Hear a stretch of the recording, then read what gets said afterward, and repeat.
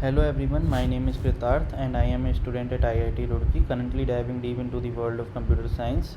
Today we are going to explore an exciting and fundamental concept in programming, recursion. By this problem, creating all binary string of length n by using recursive functions. So the first question arrived in mind is, what is a recursive function? A recursive function is simply a function that calls itself in its body. Now, what does it mean? To understand it, let's look at this example. Now, in this example, you will see the basic syntax of C++ here. Here you will see the basic syntax of C++.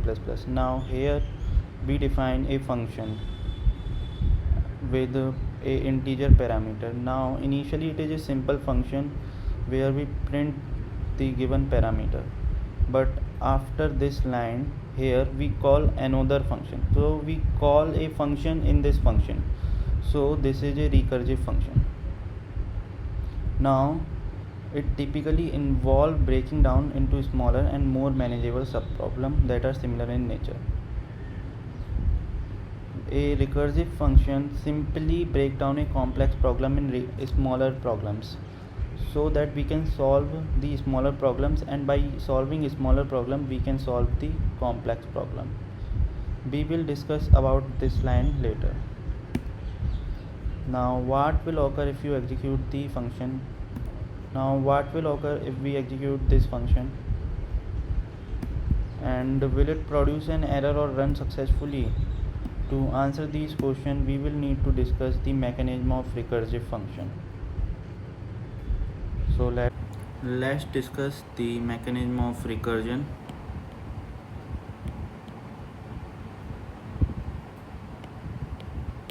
With our previous example, before it, let's understand how functions work when they are run.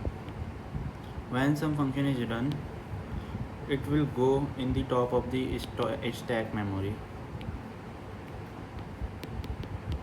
After that, any function run in that will go above that. When any function is completed, its memory will be released, and the function below it will run next. That's how memory are allocated in the function run. Now, in our previous case,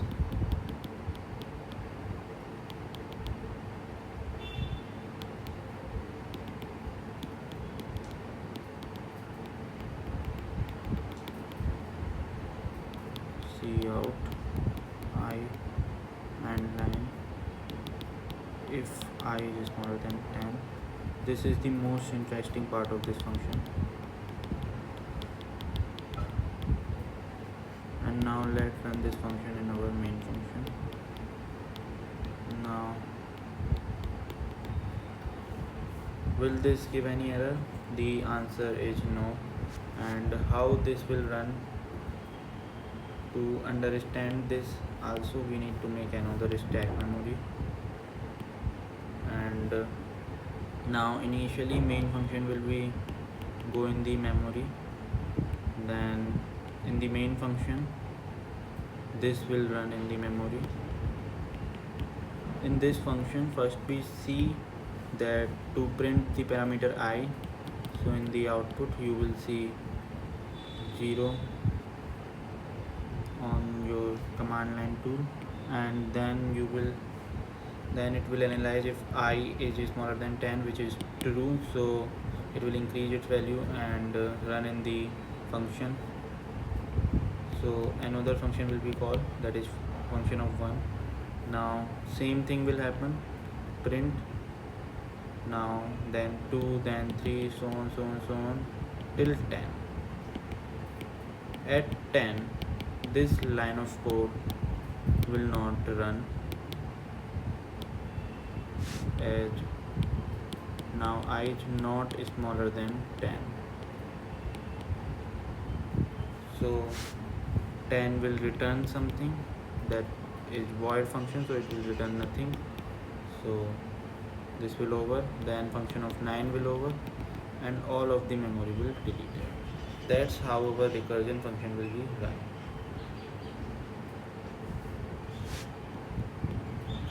This is the simple stack memory representation. Now, to run it correctly or without error, we need a condition.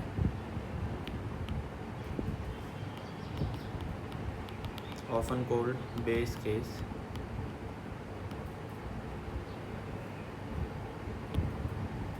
Which is this part of our previous function.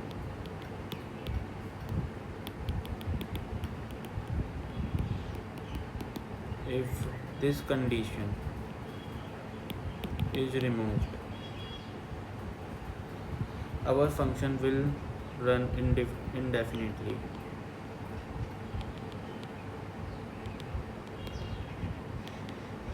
Until stack overflow. So this is also an important part of recursion.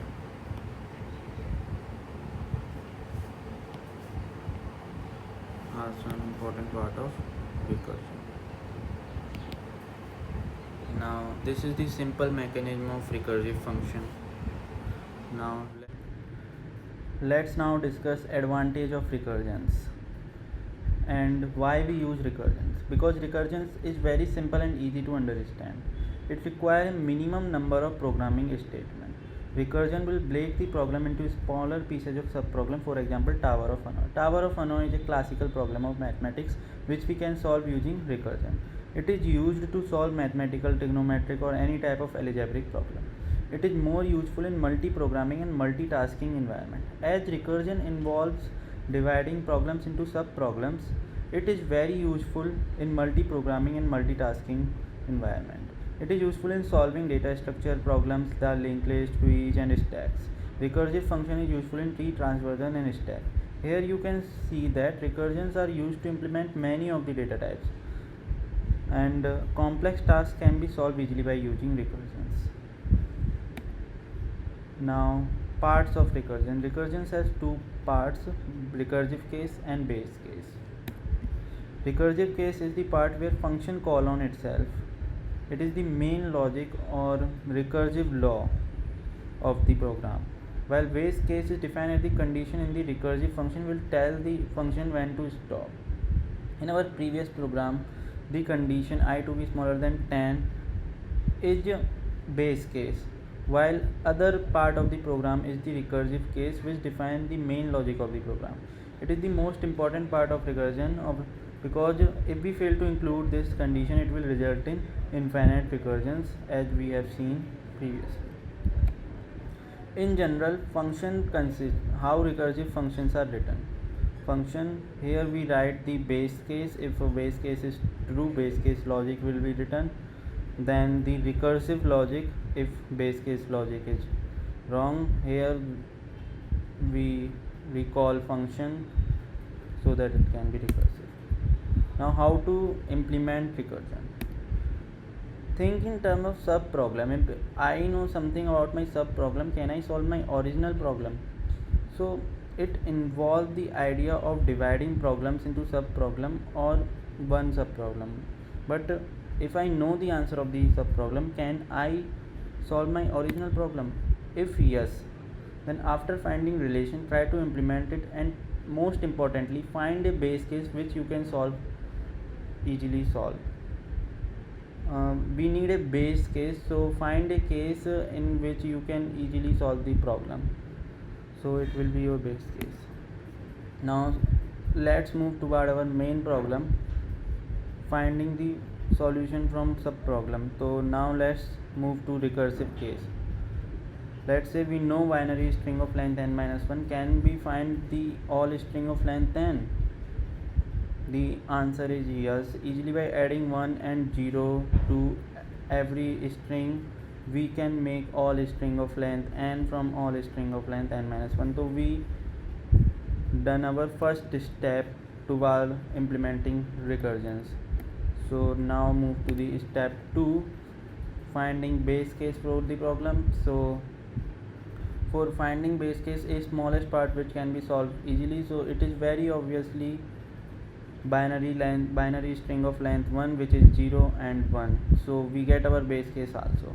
Now code it. Now we need to code it by using our general function formula for recursive function. So now open our editor. Here is the simple code for creating all binary string of length n-1. In the main function, we define a function named binary which can create all binary string of length n-1.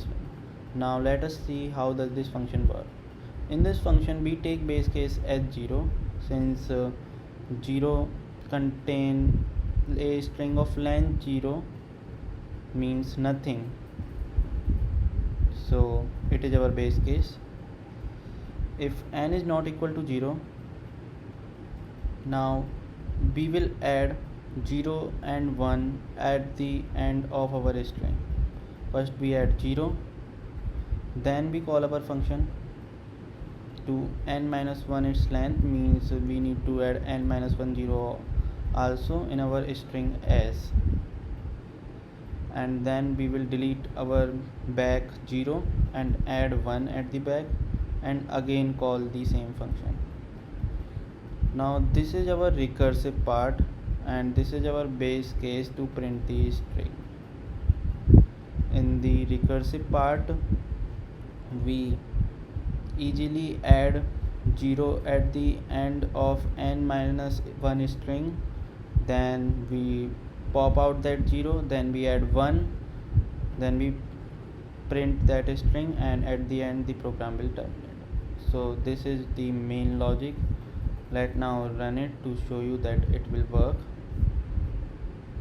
and you can easily see it create all binary string of length 3. Now let's put another value 5. Here it create all binary string of length 5. Now this is our basic code regarding recursions. Okay, so you can see here we use our general function method, we create base logic and recursive logic, and that's how recursion is implemented. So now end this session. I hope you all will find this session pretty amazing. Okay, so end this session. Thank you all.